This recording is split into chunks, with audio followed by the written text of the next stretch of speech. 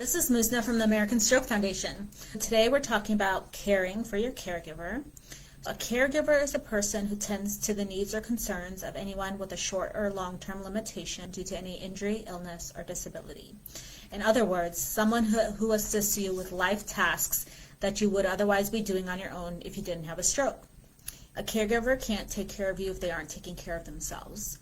More than 60% of caregivers experience symptoms of burnout. Burnout essentially is a state of physical, emotional, and mental exhaustion that happens when you dedicate time and energy to manage the health and safety of someone else. The signs and symptoms of caregiver burnout are similar to those of anxiety and depression. They include things like emotional and physical exhaustion, withdrawal from friends and family, loss of interest in activities previously enjoyed, feeling hopeless and helpless, changes in appetite, changes in sleep, inability to concentrate, getting sick more often, or getting irritated. So all these symptoms can feel like anxiety or fear. They can feel like anger or frustration. They can feel like denial, or they can feel like guilt.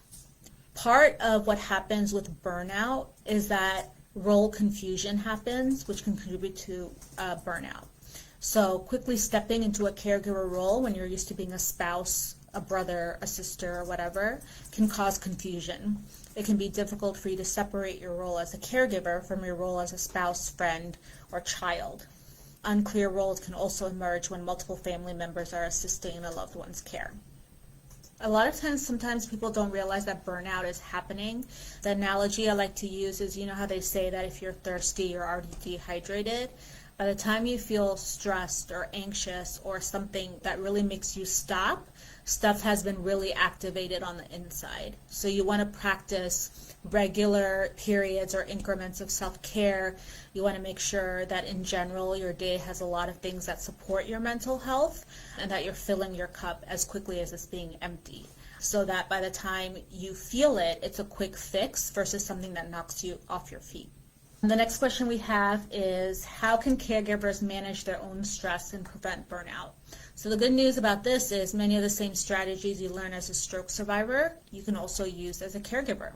So exercising daily, getting fresh air, going for a walk. It doesn't have to be something aggressive, but getting out of the house and getting that natural sunlight. Making sure you're eating. Sometimes when you're in a caregiving role and it's 24 hours, you can forget your own meals, right? So make sure you're hydrated, make sure you're eating. And having someone to talk to that's a third party and can listen to you objectively and give feedback that you might not see from people who are closer to you. Talking to someone and just having a place where you can just state things without feeling like you're going to hurt someone's feelings is very important.